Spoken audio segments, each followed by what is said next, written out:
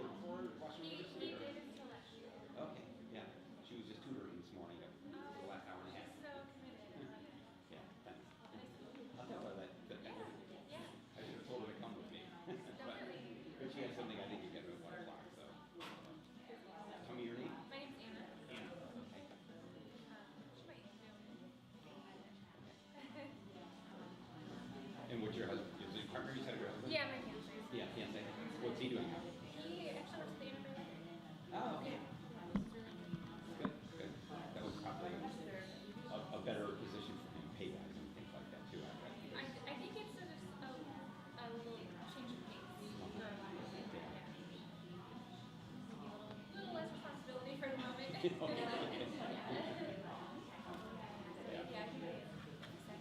Yeah, I know there's a new executive director, relatively new. I don't know if he had heard or told you.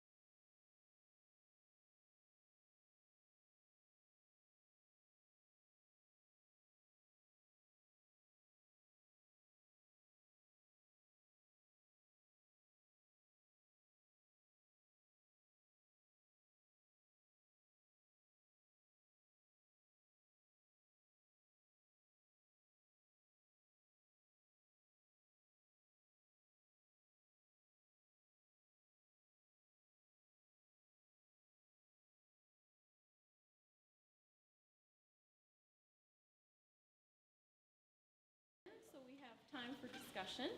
I'm excited to be here. I'm nervous. I've been working on these ideas for like 3 years. And Lisa said, hey, do this thing this week in September. And I'm like, well, I'm not ready yet, but this will be a good deadline. So here we go. This is the first time I've talked about this in public. So be kind, please. It's just a proposal. I'm not going to force anyone to do anything. My name is Sarah Lorenz, and I'm a longtime Ann Arbor resident. I was actually born in Ann Arbor at the old St. Joe Hospital. I have some very early memories of being on campus for events with my parents. I grew up in Ypsilanti Township, right between Ypsilanti and Ann Arbor. Lived in Wayne County for about 5 years, Garden City, near the airport. and then moved back to Ann Arbor in the year 2000. My husband and I decided to move back to be closer to Ann Arbor, and we were like, hey, we like Ann Arbor, it's fun, let's go there. Kind of on a fluke, you know? So you can tell, so we were actually pretty low income at that period in our lives, and the fact that we could just like on a fluke decide to move to Ann Arbor tells you something different. So my husband has been in the trades his whole life. Now he's a general contractor, but his great-grandparents came to Ann Arbor. His great-grandfather moved to Ann Arbor from Holland, Michigan in the 40s to take a job as an electrician at the University of Michigan. And he and his wife bought a house in Burns Park in 1942 for $3,000. And we only could wish that they still had that house because they paid $3,000 for it, and I looked this week on Zillow. It's valued at $1,085,000. So they ran it as a boarding house. They lived there and raised their kids there, but they would rent rooms to students. So someone can study the appreciation on that. I looked it up once. I can't remember what it was. I have been in education, so thus my low income status. So we came here, my husband was really good with his hands. You know, I was teaching, and then I stopped teaching for a while when I had kids, and because he was so good at renovating houses, we were like, hey, we can fix up our house and sell it and make money. And that was a huge revelation to us. So we started monetizing our homes, which has come back to bite us. But at the time, it seemed like a great idea. So we kept doing that, and then he eventually became a general contractor.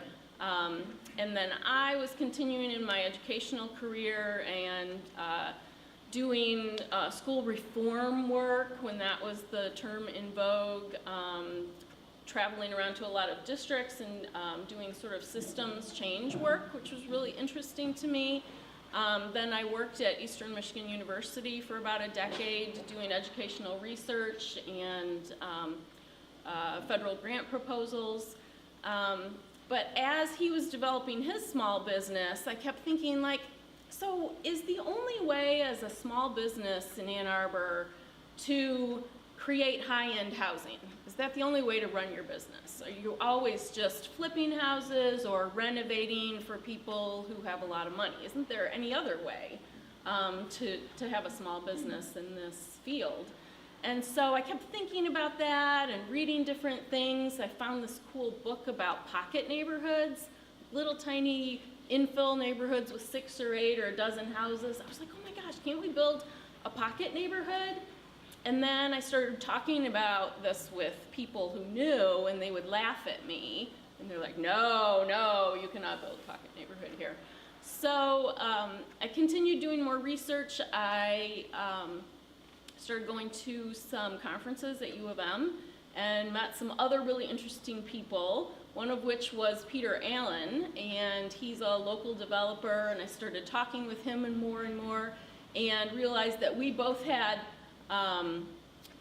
ideas, complementary ideas about what needed to happen. We needed to have more housing, more different kinds of housing.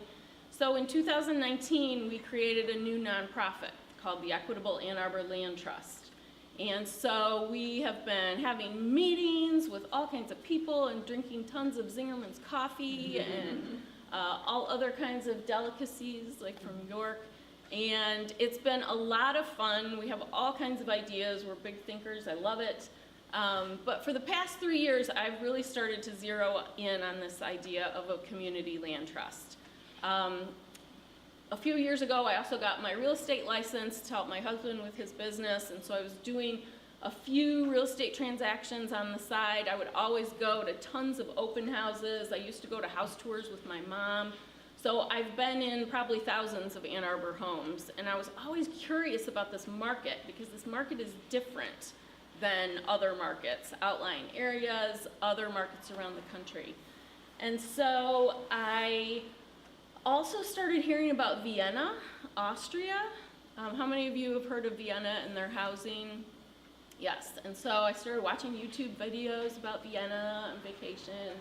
And so I became convinced that the private market in a place like this is never again going to build middle and lower income houses. And it wasn't just a matter of increasing the supply, that wasn't going to be enough. So I started doing more and more research, and today I want to tell you about what I found and what I think we can take from different communities around the country and the world and how we might be able to make a difference here in Ann Arbor. So this is our agenda. I brought a little clock with me, so I'm almost done with my introductions. We're going to talk just briefly, because I think if you're here, you probably already agree that we have some kind of a problem with housing. So mainly we want to get into how might we tailor this idea of a community land trust for Ann Arbor. How could we make this work?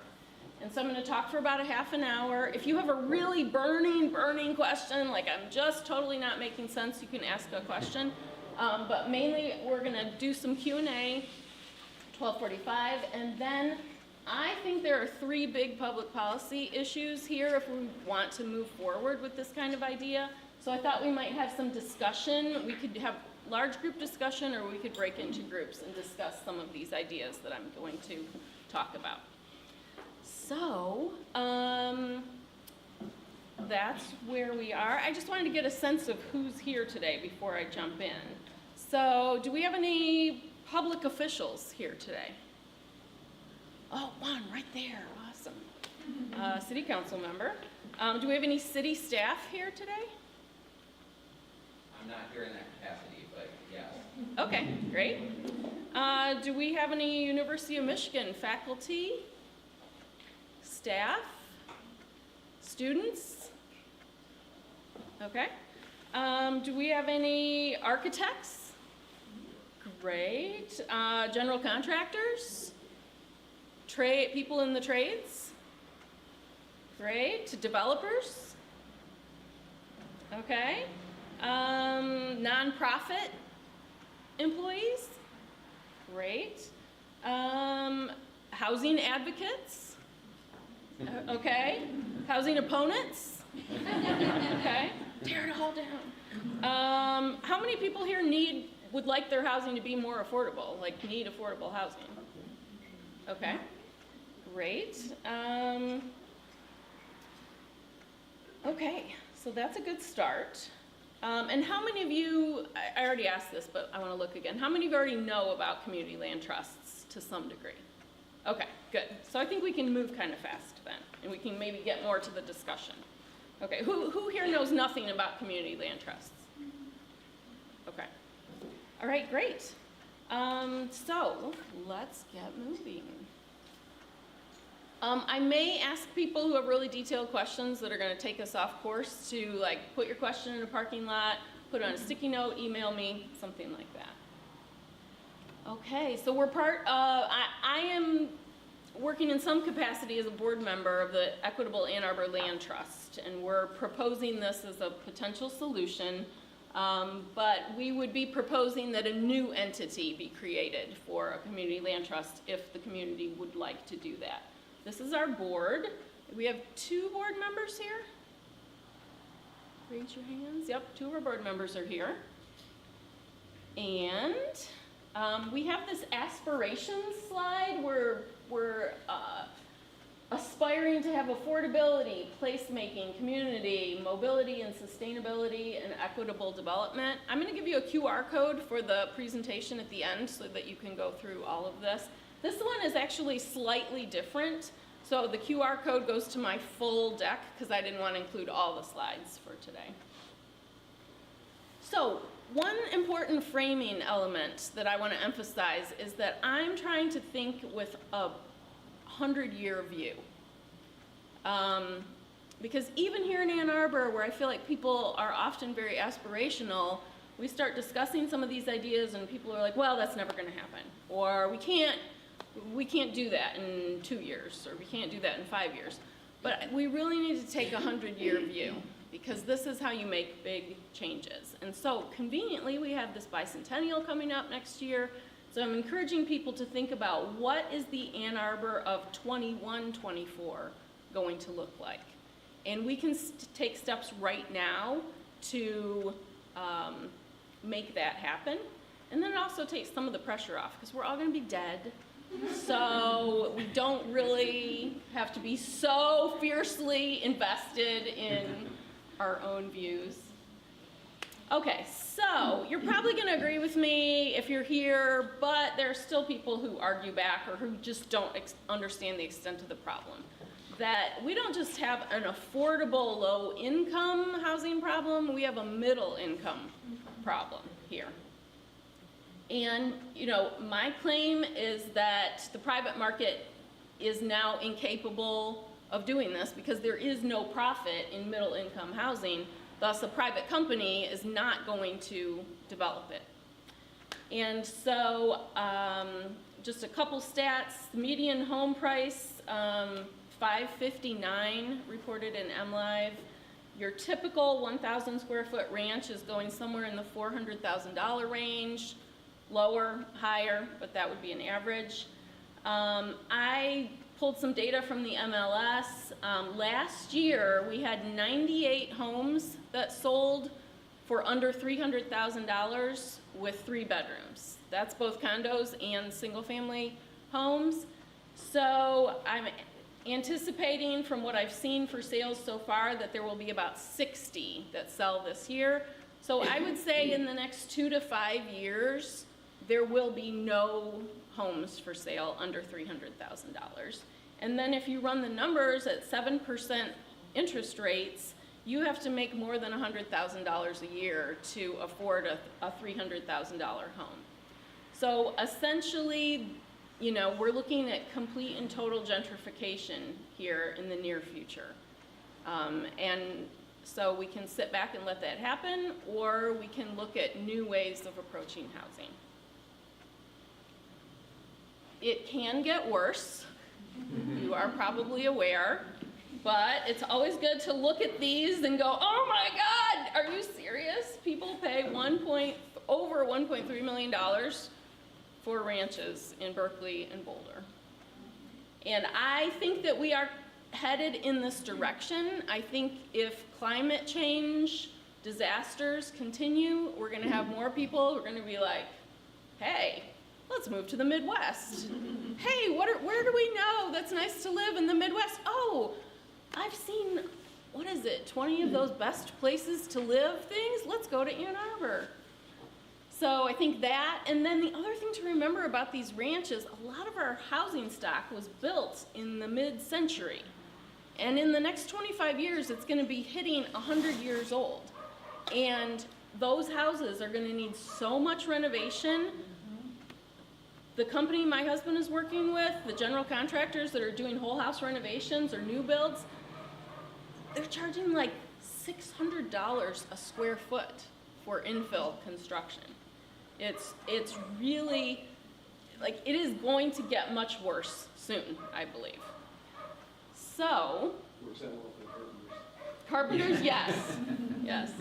So, I believe that these people are going to be shut out of our community entirely. This is going to be like the servant class, the help that commutes in and does their work and leaves. And not only is that repellent to me just on, you know, the level of equity, on a practical level, it really stinks too, because like my nephew, he's an EMT, and he was telling me about the challenges, like the turnover they have, because EMTs are not very well paid.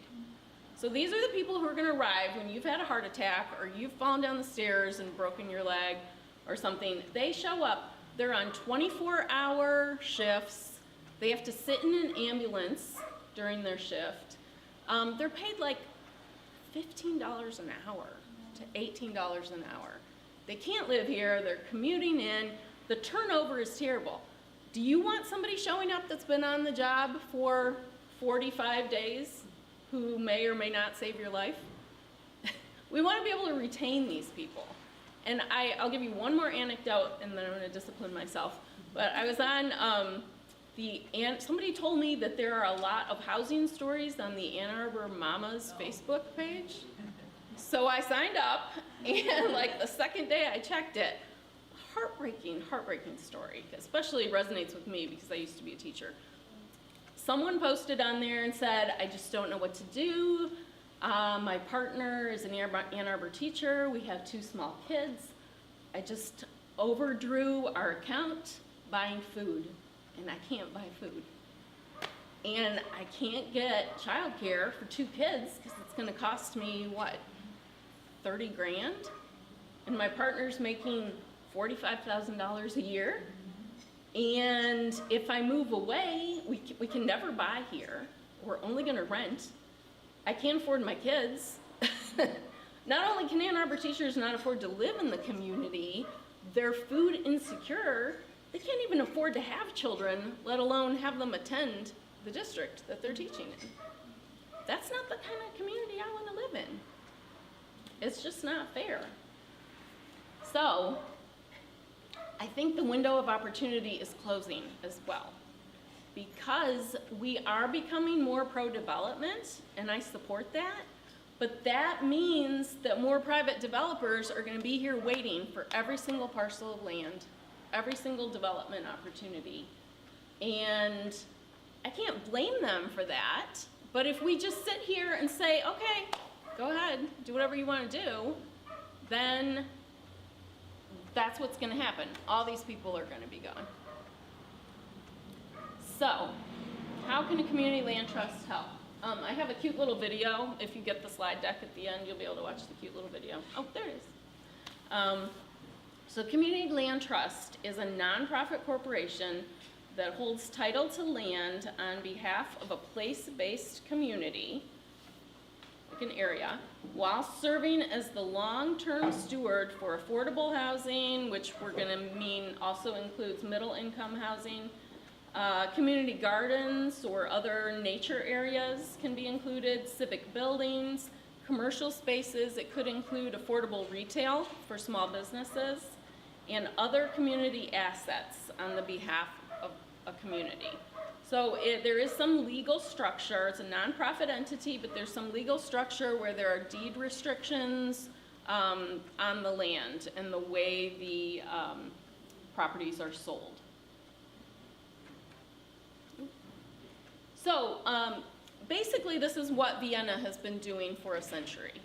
And so that's why it's getting a lot of attention right now, because there's a worldwide housing crisis. And so a lot of people are looking at Vienna because other places have had these structures, social housing or public housing or other names for them. They're similar to a community land trust.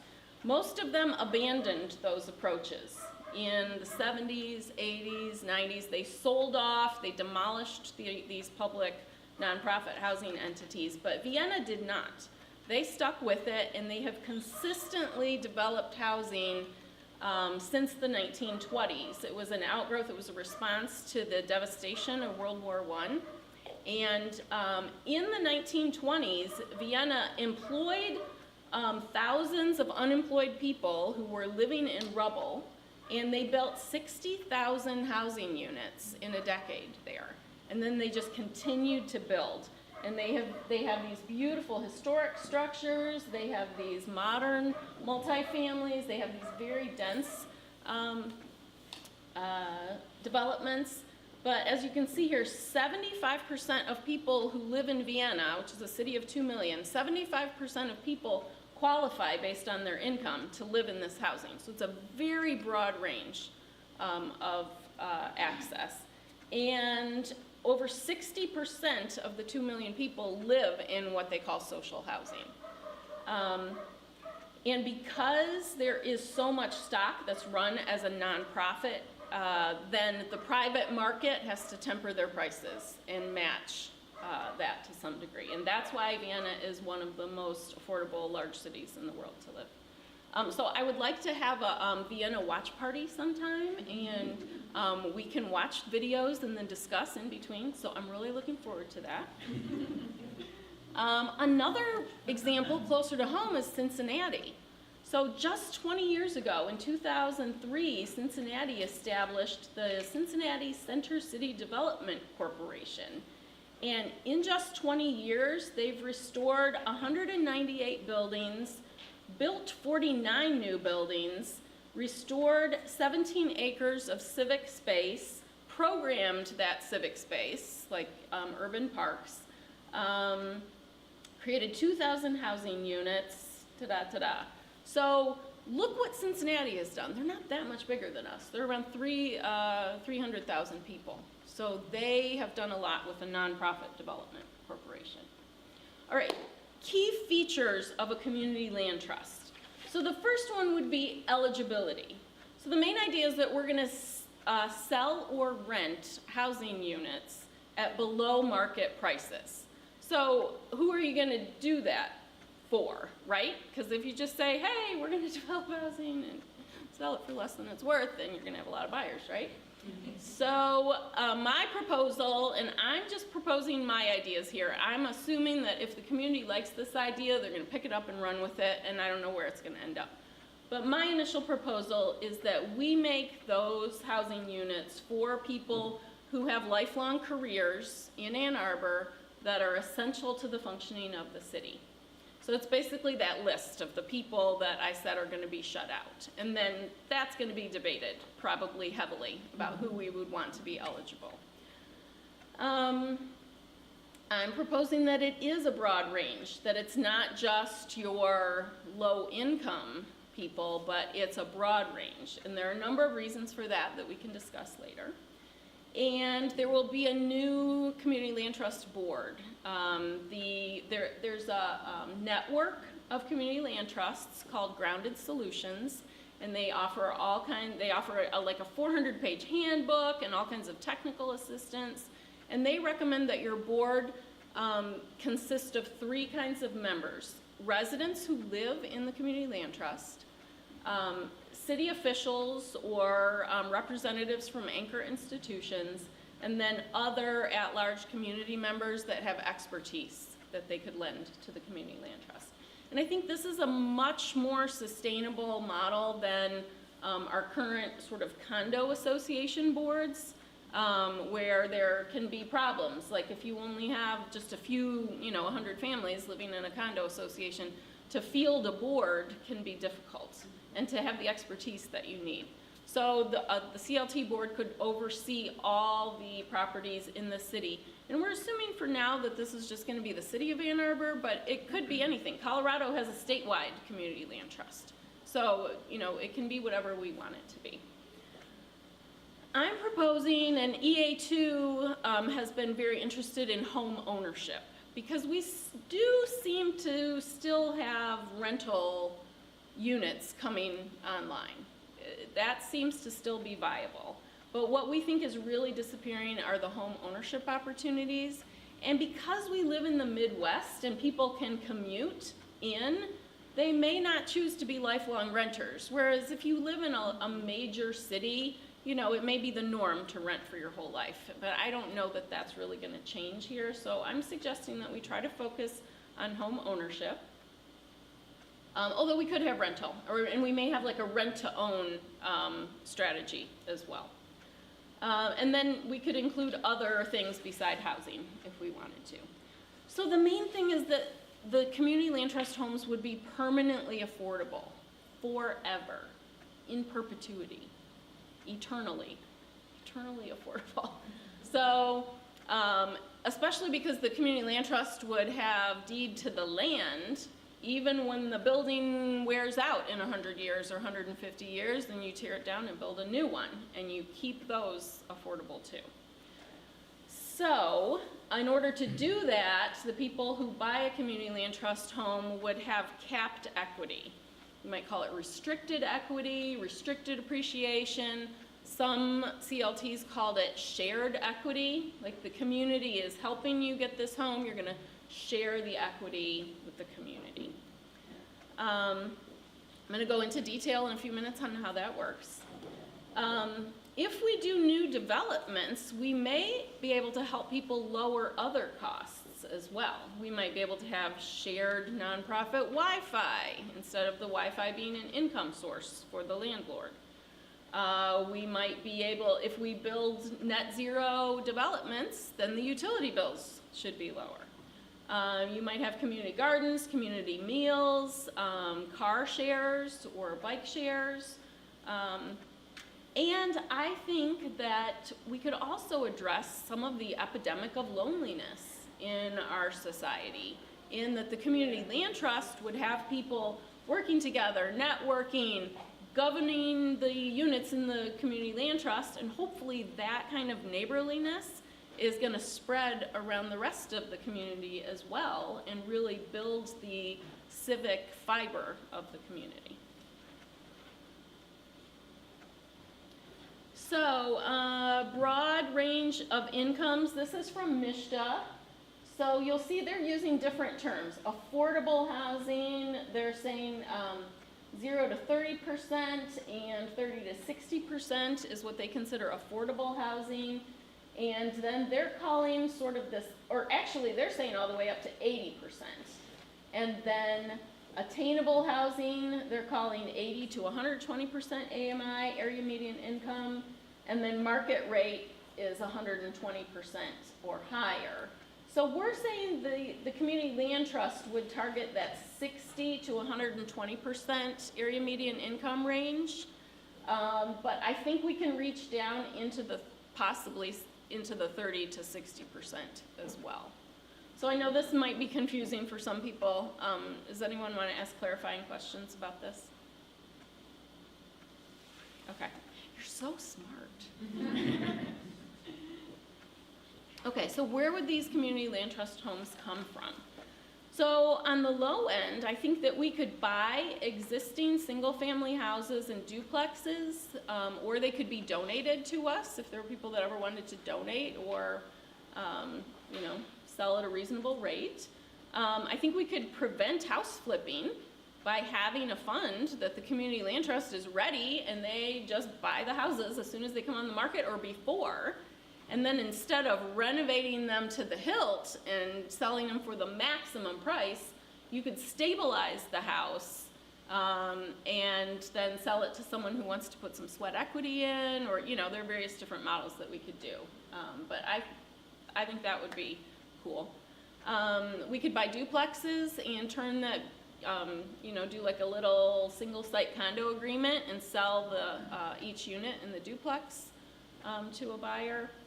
We could do new single-family home infill on lots, or we could help people add accessory dwelling units to lots that they already own.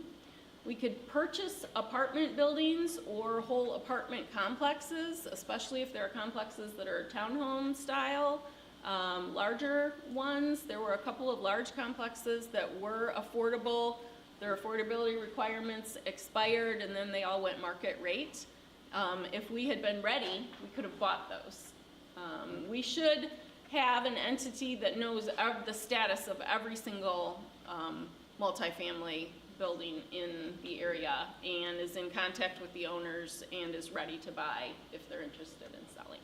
And remember that we can pay a good price, because if we're operating as a nonprofit, we should be able to purchase something. Theoretically, we could purchase something like that and then operate it as a nonprofit and make it work. But the biggest bang for our buck is going to be if we can do new developments and get, you know, 100, 200, 300 or more units at a time, as opposed to the infill, because there's going to be a limit to that. So let's talk about the capped equity, because this is the interesting thing.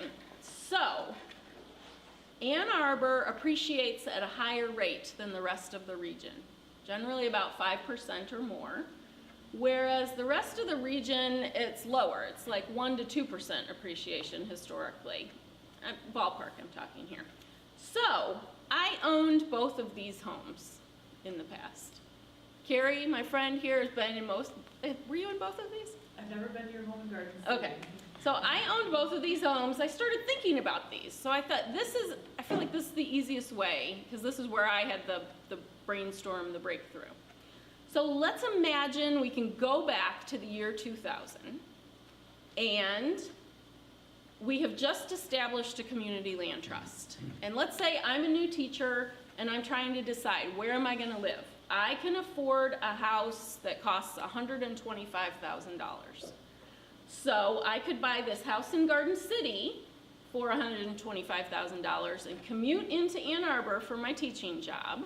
And it's not a bad commute, it's about a half hour, right down I-94, right by the airport. Or someone offers me this new opportunity in a community land trust.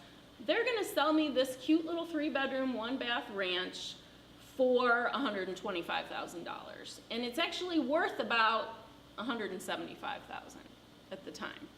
So I could decide, which one do I want? So fast forward to 2023, the house in Garden City is now worth about $180,000, okay? Very similar home. The house here in Ann Arbor is now worth about $400,000.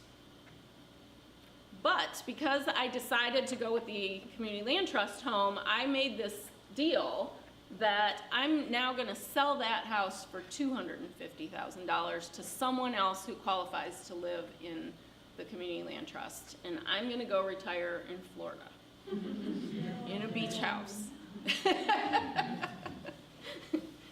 So, what do you think about this? Let's have a little discussion right now. What do you think about this proposal? Does this make sense to you? Do you think people would do this? What are your reactions? I think the most important message for the community is that private developers are not going to meet the needs of this missing middle, I call it workforce housing or career housing. I think that once the community understands that, there would be significant political support, and I think that there would be funding available, even state grants, possibly federal grants, and I believe that the University of Michigan, their existing president and board of regents, would also be supportive because they have land, and if they realize that they could work with the community land trust rather than greedy private developers, and I'm just using that term as, trying to change the perception, that they would jump at it. Okay. Kathy, I just have to ask, would you have house party rules about a no judgment zone and terminology like greedy as a generalization at this point? I don't think it's appropriate. Oh, okay, I take greed back. I was simply, more profit oriented than a community land trust. Yep. Okay, I agree. Other comments, questions?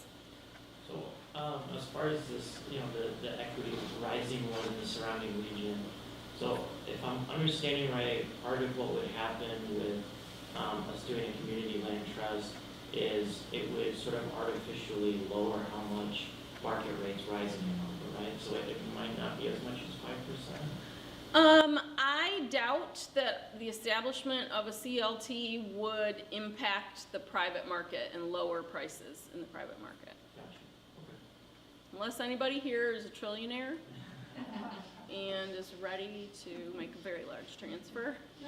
So, Yes? So in the example here with the Community Land Trust in Ann Arbor, how is that $250,000 calculated? Like, what's the algorithm there, and like who gets the profit? Yeah, does the homeowner come away with some profit, or? Yes, so this homeowner, which would have been me, legally cannot sell that house now for $400,000 because there's a deed restriction on it. So they might feel sad about that, but I'm assuming that they were making the choice between living in Garden City and commuting and taking this home.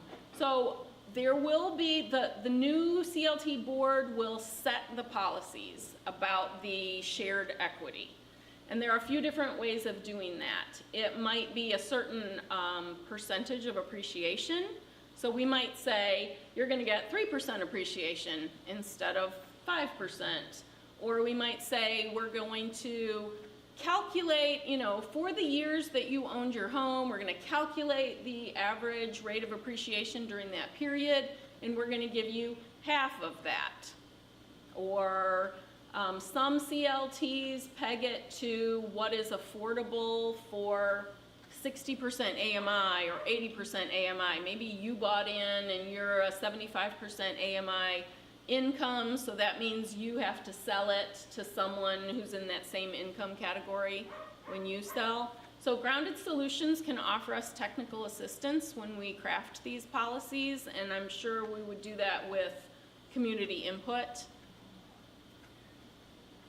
Yes? So every 7 years, the state or county is allowed to reassess a property for property tax valuation purposes. Does this do anything to that assessment to offset the property tax consequences of them assessing a house higher than the CLT value? And if so, or if not, whose shoulders does that fall on? Does it fall on the resident? Does it fall on the CLT itself to resolve that tax? So I see an appointment with the city assessor in my future. And I have not had that appointment yet. But if you are legally restricted from selling a home at the market rate, I would assume that it couldn't be assessed by the city at a higher rate. But Well, yeah, that's just kind of one thing I was looking for. And then I guess the other, is there like a ballparky estimate of what percentage is gonna go to transitory housing for students versus semi-permanent housing for career people?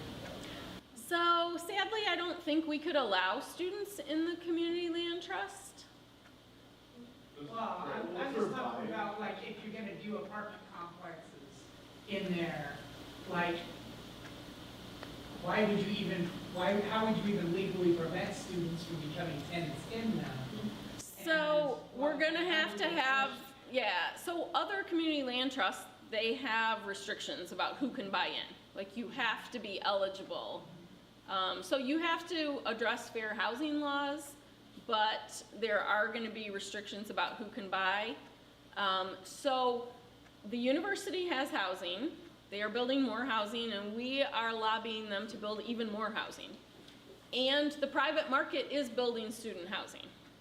So I don't believe the Community Land Trust has a role in addressing student housing right now. Or You any can other try to sort of convince me transitory otherwise. housing? What was that? Or any other nature of transitory housing? Because apartment complexes are typically transitory in nature. You're not really planning to live your whole life in an apartment, correct? Right. So I think that if we were doing new developments, I don't think we would be building housing like apartment stock like you typically see here. We would be building something more like condo developments. Hopefully, it might be the row home townhouse style, or it might be a multifamily building that has condos that are a little bit larger, because we do want people to want to live in them. So those are all the messy details that are gonna have to be worked out. All right, thank you. Okay, so we've got 4 more questions and then we're gonna move on. Chris? I think my broad question / comment is, this is reminiscent of Arrowwood, which is a cooperative unit. Those are now illegal, under current state law, but Ann Arbor has shown support for that in the past. People, and actually, I have a coworker who lives there, and she says, I can't afford to buy anywhere else, and broadly, it seems people like living there. How does this compare, do you think about it in terms of past Ann Arbor efforts at cooperative housing, other models? I think there would be a lot of similarities. My understanding is that co-ops are no longer legal to build in the state of Michigan. We believe that we could set these up under condo agreements, but it would be very similar. I'm proposing that we have a broader range of incomes, and that hopefully we can do a lot of developments and they will all be a broad range of mixed incomes. Whereas before, I think there's been a real scarcity mindset, like, oh, we're probably only gonna build this one, so we're gonna make it all super affordable. But we think that it can be a better outcome and that you can have broader public support for the public investment if it's a broader range of incomes.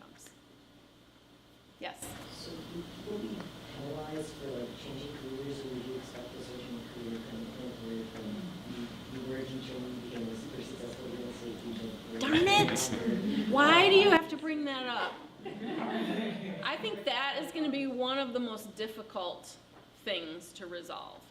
Because what we want is to be like Vienna right now, where there's so much supply that that's not really an issue. I read this enviable anecdote in one of the news stories about Vienna where this woman and her husband were profiled and they bought in, you know, when they were very low income, but you only income qualify once in Vienna. Once you're in, you can stay your whole life and they never check your income again. And so now they were about to retire and their housing payment was like 3% of their total income. And they live in this cute little, I mean, it was only like 750 square feet, so, you know, we Americans, we don't go for that. But, yeah, like they were so comfortable financially because their incomes had grown. So, I mean, I'd love to see that to be our long-term goal. So the question is, are we going to start that way? And are we going to be really aggressive about building the supply rapidly? Or are we going to have some other agreement? So one in-between strategy might be that there's like an HOA fee that is like your community land trust fee and your HOA fee wrapped into one. And maybe if your income goes up, that fee increases somewhat relative to your income so that we can beef up the fund, but you stay. I don't know. Those are going to be thorny issues about how we set it up. Yes?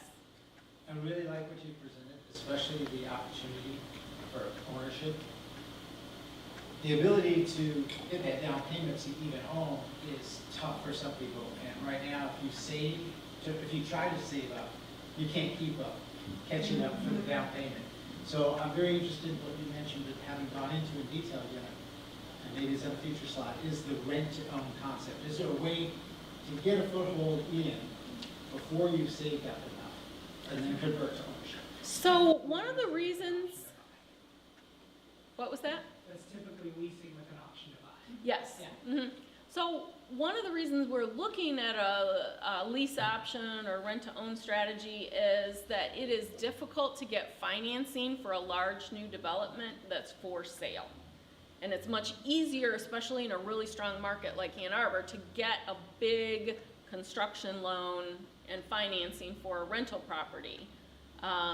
So maybe we do that just to get the financing, and then we have these rent-to-own, like we've been talking about, like a conversion rate. Like once there are 50% of the tenants who are ready to convert, we switch over to condo, or maybe we can just do it unit by unit.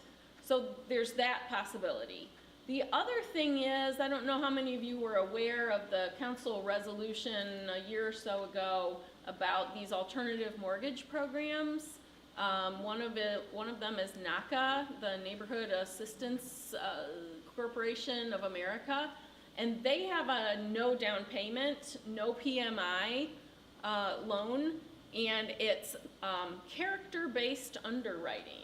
So they look at the whole person and their situation, and they're a discounted rate. So we've talked with them. They are excited about working in Ann Arbor, especially with new construction. So that's an option. And then another interesting possibility is the idea of a large municipal bond that would be the construction loan for a new development, and possibly hold some of the mortgages, like create our own mortgages through a municipal bond, or a portion of that, so that people could do that rent-to-own structure. So there are a lot of possibilities. Let's come back to that, okay? Was there one more question that I promised, or did we get everybody? Okay. So, the other really exciting thing is that if you live in the city and your commuting costs are significantly reduced from that 25-mile drive, 50 miles round trip to Garden City that I was doing, if I could eliminate a car, either go from 2 cars to 1 car or 1 car to 0 cars, I did the calculators, and if I was super disciplined and I invested all that car expense, which is about $650 a month by the time you pay the car payment, do all the maintenance, pay for the gas, and all of that, and I had a little savings from the Community Land Trust, like lower cost Wi-Fi. So I said, if you were saving around $750 a month by being able to live in town, and you religiously invested that over a 30-year career, and I'm not saying everybody can do this, your portfolio would be worth about $1 million after 30 years. So you would have a $1 million retirement account, and I know this is staggering, but if we go from now to present to future value of a $250,000 home, in 30 years, that $250,000 home at a restricted rate is going to be worth about $600,000. And that's going to be affordable in 30 years. So you would be able to sell, if you wanted to sell your home and go to that little beach shack in Florida, you could cash out $600,000 and have your $1 million, and hopefully you've got some kind of a retirement account from your work. Who knows these days? But so you could. It is possible to have a much more secure future. And I'll tell you, I got 2 teenage drivers right now, and the car thing is killing me, absolutely killing me. So I think this could be a proposal for a much healthier community. Less housing stress, less financial stress, less displacement, less loneliness, stronger social networks, stronger families and friendships, and ultimately a stronger democracy locally, and then hopefully that will spread. So I'm excited about the possibilities. Now, how are we gonna pay for this? It hit me, Ann Arbor's a great place to build affordable and middle income housing. And here's why. We are not a disinvested community. We are a privileged community. We have strong anchor institutions. We have a strong economy. The University of Michigan is never going anywhere. They're not going to move. Here's key. Here's something really key. Our housing prices are higher than construction costs. Whereas if you are trying to build in Saginaw or Detroit or Kalamazoo or any other disinvested community, the cost to build a house is more than most of the average homes. So that's a problem. Every single thing that they build there has a huge financial gap. Whereas here, the reason we have so many developers coming is because you can build something and then you can sell it for a profit. So we can use that to our advantage. We also have high property taxes. Hooray, right? That's just the thing that makes you want to buy a house. Yeah. So here's the magic. If you build something dense, a dense development, and you have that property tax that you can capture, then you can actually pay for some of this. So let's take a look. And if we couple this with the Community Land Trust. All right, so how many of you know what tax increment financing is, or brownfield development? Okay, so most of you already know. So let's take a hypothetical 100-unit new community land trust development, okay?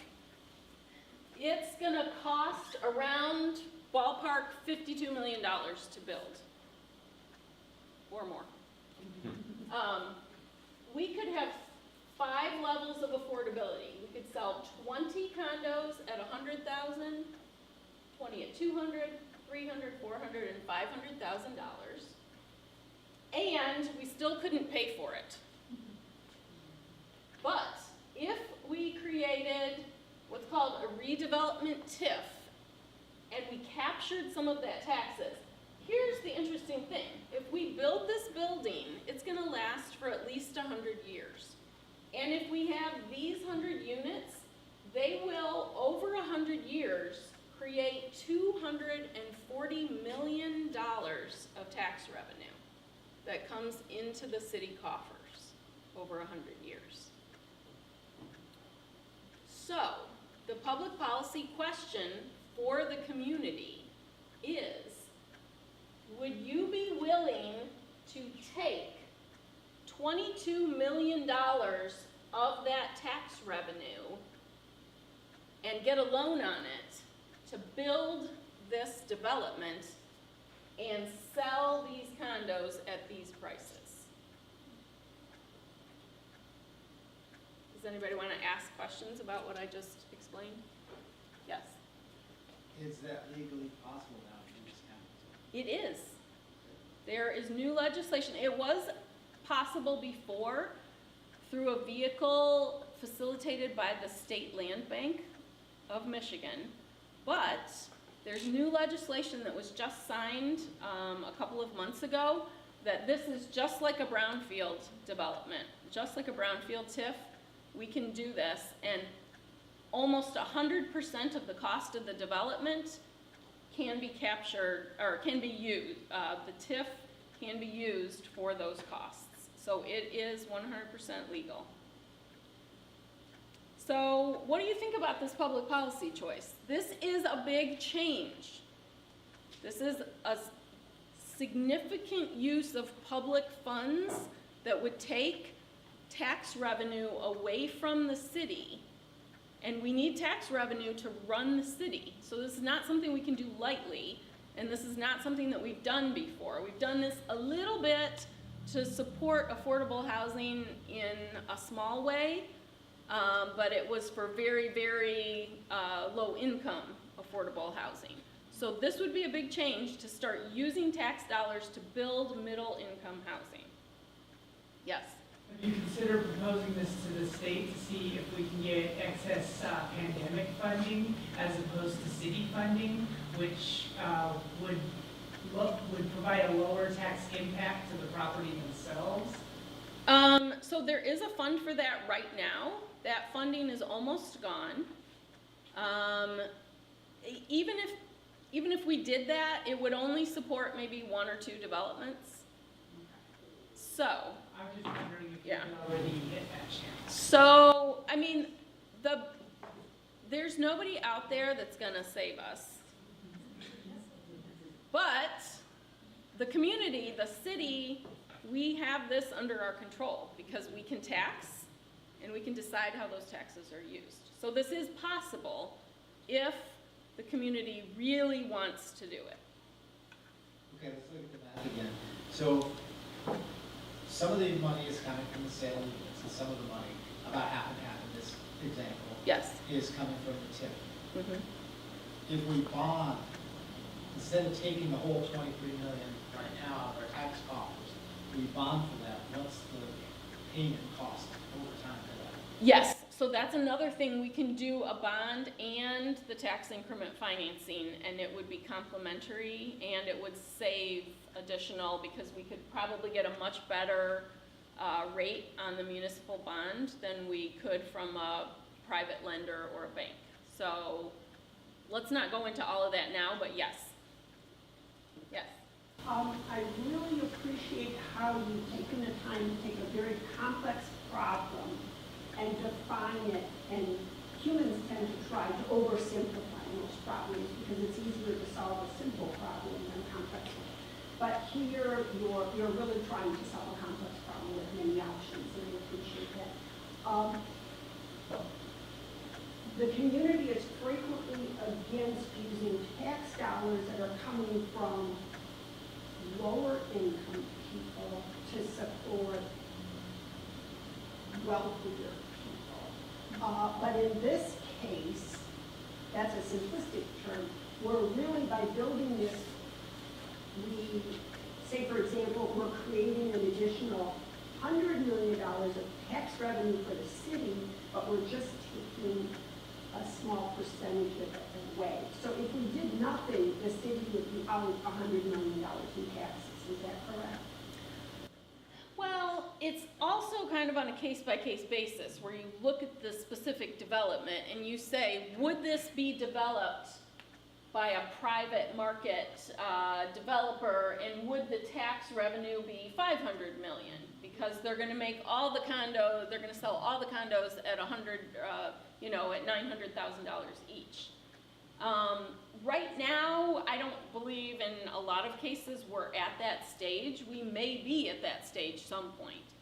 But I believe, I mean, we're not gonna have any problem selling these, right? Right. So I believe that we could build more densely in the near future than the private market will. And that would offset that. But we still need private developers in Ann Arbor to build those luxury buildings and be a big tax revenue cash cow to offset this. All right, I'm gonna move on. So another way to skin this cat would be to do market rate housing. So say we still have 100 units, say we sold 25 at $100,000 each, 25 at $200,000 each, and then we sold 25 at $800,000 and 25 at $1 million. So these high-end ones, there's no public money used here, so these high-end ones subsidize these lower cost units. So it's 50-50. What do you think about that scenario?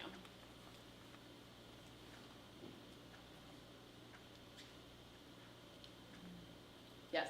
I'm curious, between the two, is there any point after cumulative developments that either revenue from the CLT overall can help self-fund future things, or will it Yes. always be that? Because this seems like a really great starting point for proof of concept to then get to the previous proposition of the TIF, right? Yes, I think we could hopefully get to that point. So, a private developer would have a comfortable margin of profit. A nonprofit developer might have like a 10% or 5 to 10% profit to, operate their business. So there are a couple ways we could do this. We can bring in nonprofit developers or offer an RFP and choose, like the city is doing with some others. They execute the project, and that might be the way to go, because we could have lots of different projects going on, hopefully. Or we can make the CLT a nonprofit developer itself. So maybe we do both. But the CLT as the nonprofit developer, especially if there's a bond that can be used, and if we use tax increment financing, the CLT could be in a strong position to do some nonprofit development themselves, and that would be the most cost-efficient way to do it. But we might not be able to get the scale that we want. No, but upkeep, maintenance, and everything else down the road is in-house as well. You don't have to go out for that. You have in-house expertise. Yeah. Yes.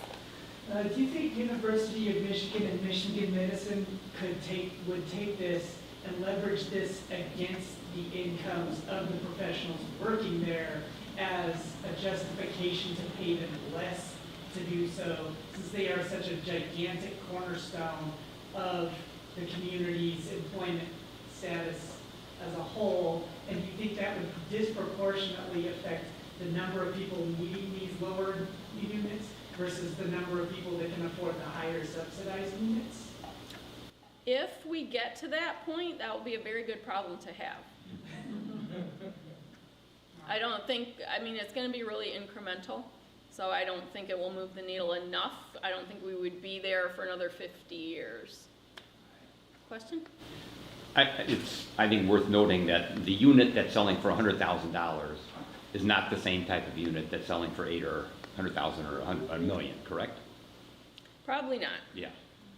I'm sorry, finish. No, I was just going to say, to respond to your question or concern, I think one of the problems that the university has right now is, frankly, that it's not providing the income increases, the compensation increases to its employees that can keep up with the increase in, let's say, total cost of affordability in housing, which is the cost of the housing with the utilities, with transportation costs, and the opportunity cost of time lost in transit. And so that's why there's a lot of pressure with the university from GO, from nurses unions, et cetera, for higher wages, because there is no housing that people can afford here, and therefore they have to live far away, and therefore maybe their utility costs are higher because it's lower housing stock, and they're spending a lot of time for transportation costs, as Sarah pointed out earlier. Okay, let's keep going. You have a question? Just one quick question, would the market rate sales then not be part of the cap in terms of the amount of value they No, accrue? they wouldn't be. They'd be separated from? So this exact scenario is somewhat problematic. Like, do you really want, I don't know, are these people gonna get along? Are they gonna be annoyed at each other? How different are the units gonna be? I don't know. So maybe you could do a slightly different one. Maybe it wouldn't be so dramatic. Maybe you'd have them at $300,000 and $400,000 and then $700,000. I don't know. There are a lot of different ways we could try to arrange this, but this starts to become problematic. I would suggest that every day we are dealing with people, workers, you know, people of higher income intersect with workers in all of those categories. Now, whether they treat them well or not, they function with each other. And I think it's different than when you sort of have a back door for, like in New York City where they have a separate entrance. I just, I'd like to believe, I'd like to believe that we could pull this off. Yeah, this was sort of the starkest example that I just came up. I came up with this last night at like 12:15. So. Okay, Carrie. So, a question about this, and I realize it's kind of an extreme example, but would all 100 of those buyers be entering into a community land trust deed restriction agreement? So I don't think the upper end could or would. I mean, those would be market rate units. So they, by definition, wouldn't be part of the CLT. So I guess my question is, maybe this is a moot, but like, are they entering into an agreement knowingly subsidizing lower units? Yes. And like, I just have a hard time thinking that people would enter into that agreement. I think they're doing it at Viridian. There's a similar structure. That's a good point. Yep.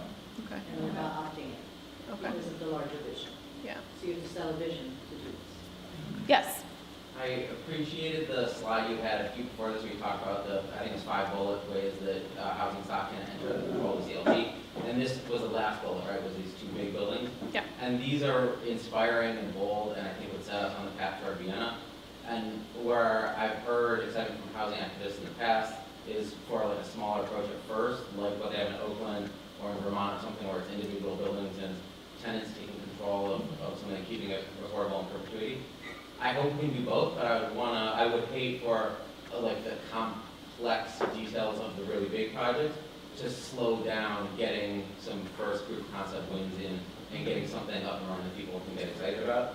So no knock on this. I think this is great, but I'd love to have it be both and not lose sight of the small piece of property that we could make happen immediately.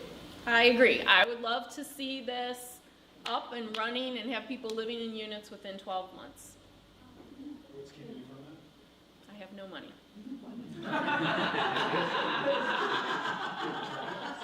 I have what?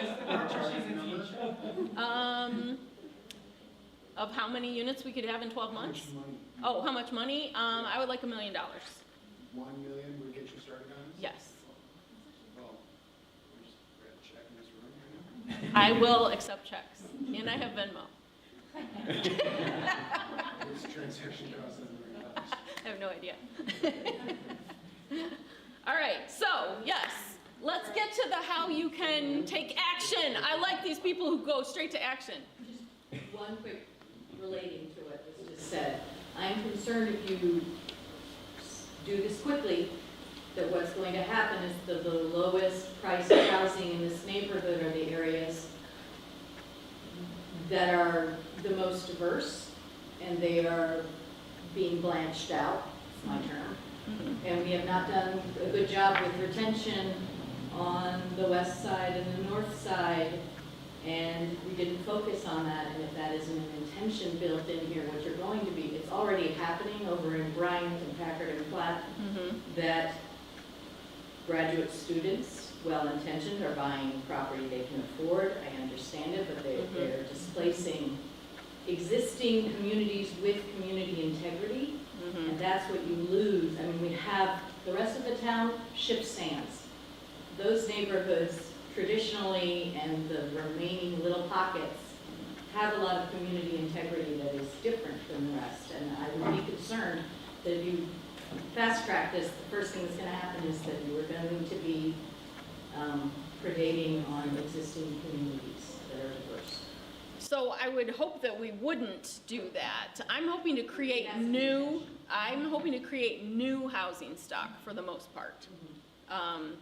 So that is very important to me, and I think we need to really take that into account. I think one of the near-term possible negative side effects is sort of like opportunity hoarding, where people who are very networked and aware would be jumping on these community land trust units and suddenly have a calling to childcare so that they can get a condo in Ann Arbor and shutting out people who, that is a little bit of a concern of mine. Because I think we really do want this to be a method of expanding opportunity for people who haven't had opportunities, and decreasing economic segregation and having a diverse, socioeconomically, racially, all kinds of diversity in the city. So I do think we need to be really intentional about that. I would suggest that if you could provide a mechanism for people to stay in their home by transitioning their ownership to a land trust, that would be one. Yes, that is a possibility. It's called a life trust, or a life estate. What is it? Does anybody know? There are mechanisms for doing that. So yes, we want to do all kinds of things. And I scare people when I tell them about all the things. So I'm curious to do a quick survey. How many of you think that if we did a new development or have new units, you really want to see them be for sale versus rental? Right off the bat, for sale. Who wants to see that? And who's comfortable with rental or rent to own down the road? So about half and half. Okay. I believe if we did like that 100-unit development at those price levels, that we could get what are called pre-sales, where people would be willing to reserve a unit and put a deposit. But it might be, so like a development like that might take 2 years. So do you think we could get pre-sales for construction that's like 18 months out? How many people think that's feasible? No? Maybe? Whether or not people have the liquidity. Yeah, I know. Because the lower price units are the more rare, and those would be the most likely people to jump on it, but they are the least likely to have the money to jump on it. And they provide you the least revenue in your development. Yeah, so I don't know. We gotta work out the kinks, but. Yeah, concept, like rent to own gives that pathway because that cash flow is just very difficult in that lower margin. But I also, like, we were talking about banks traditionally, but I think credit unions are really actually looking to fill this void and being creative about even like deposits on rent, right? If you need a 2 months rent deposit, credit unions often, I've had a few conversations, are interested in saying, we'll cover those 2 months like as a loan because you don't have 2 months rent, right? Like a lot of people are putting paycheck to paycheck. So maybe there's a relationship similar that when credit unions are happy with that bridge loan to allow that point of entry in a pre-sale. But my first reaction is it's probably going to be that lease to sale to really give that access point for more people. Yeah. Yes. And I think if we're talking about the demographics that are going to be able to do something like this, we would want to avoid pre-sales, right? Because you're filtering out people that might not have that money for a long period of time. Yeah. So these are the details that we're gonna have to work, and they're big, big details. So let's start to wrap up here. How do we make a community land trust a reality? So for you community members, you are gonna need to ask City Council and our anchor institutions to support a community land trust. I have had initial conversations with officials, and you talk about tax increment financing and bond financing with tens of millions of dollars, and they get pretty nervous about that, because that is a big use, a big scary jump for the use of public funds. Like a municipal bond, the city is guaranteeing with our tax dollars that we are gonna repay that municipal bond. So the community is gonna have to lead if they want this. It's gonna have to be a lot of people who say, yes, we want to go down this path. And then the leaders will follow. I have a link for people who want to join the Community Land Trust housing list. You wanna get on the waiting list, because I would like to be able to show people that we are building a list. I'd like to, you know, within 6 months, I'd like to have 1,000 people or more on a waiting list, or 5,000 people, so. And we would love to have people who would like to invest early on in the Community Land Trust at sort of a social impact rate of return. For City Council members, we would like our City Council to support the creation of a nonprofit community land trust and appoint officials and staff to sit on the board of that CLT. And we would like them to approve significant TIF and bonds at some point when they're comfortable, hopefully soon. And for anchor institutions like the University of Michigan, like Ann Arbor Public Schools, the county, who else? Large employers. We would like them, churches, anyone with land that can be used, we would like them to utilize their land, like with a redevelopment that has more height, that people can live above it. I mean, I would love to see some of the schools, some of those single-story schools redeveloped to several stories. I would like to see churches with excess land break off a few little lots, and you could do some infill there. I think we could have a big spectrum, and then of course we want the university to contribute in some way. So we'd like the anchor institutions to contribute land, assist with financing, and connect their employees to the CLT. Are there any zoning, like reconfigurations that would need to happen to allow for the larger density? We are already going in that direction. There is a new comprehensive plan in the works, so there will be more opportunities for that. We have this transit-oriented zoning that has been created along a couple of corridors. So we have accessory dwelling unit ordinances, so we do have a lot of opportunities right now that we can begin acting immediately. Rather than contributing the land, could, say, the university provide a 99-year lease? Yes. Okay, that's something. Yep, absolutely. Okay, so those are the ways to take action, and then I have QR codes for you. If you know how to do that, if you have an iPhone, you can just use your camera and point it at this. And right over here, if you want to, you don't need to do both, so choose one. You want to put your name on the CLT list, or you are already housed and you're not going to buy a new house and you just want to become a supporter.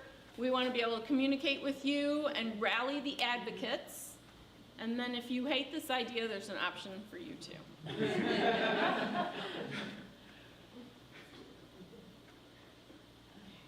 Where's the link take you to?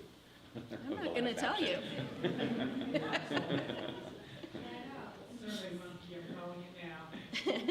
So other questions? Well, and then I have one more slide here that's the link to the whole original slide deck that's slightly different than the one I just showed you. So you can do that one if you want to be able to access these. And then my email is up there if you want to email me as well. You can take a picture of this slide and email me later if you have any problems. One quick comment, just yesterday at one of these events, Jen Hall from the Ann Arbor Housing Commission suggested that they're going to be looking at city bonds to deal with the construction, the rising construction costs, because it would give them a better rate of, Yes. better interest rates. So it seems like there might be an opportunity there to have yet another meeting. I actually told her that I would love to get in on her bond, but Well, she hasn't called me back, so I don't We should know. set the groundwork. Sarah, do you Yes. want me to put these on the house party website or the Eventbrite? So Sure. if anybody's not scanning right now and you want access Yeah. later, I can make sure to share them out again. That would be great. Thank you. And I'm gonna move on to the last one, that's the link to the slide deck. If you find that you can edit it, please don't. Okay, we're done 10 minutes early, so, you know, feel free to come write checks or ask other questions or have fiery debates about some of these public policy issues. And hopefully we're gonna have more of these sessions. I'm anticipating that we're gonna need to have a dozen or more eventually to, if this has legs, if people want to move forward with it, we're going to have to do a lot of advocacy and education in the community and build consensus around this idea. So feel free to go and proselytize at will and Give robes? no robes yet. We should get t-shirts. We should. Yard signs. All right, thank you for coming.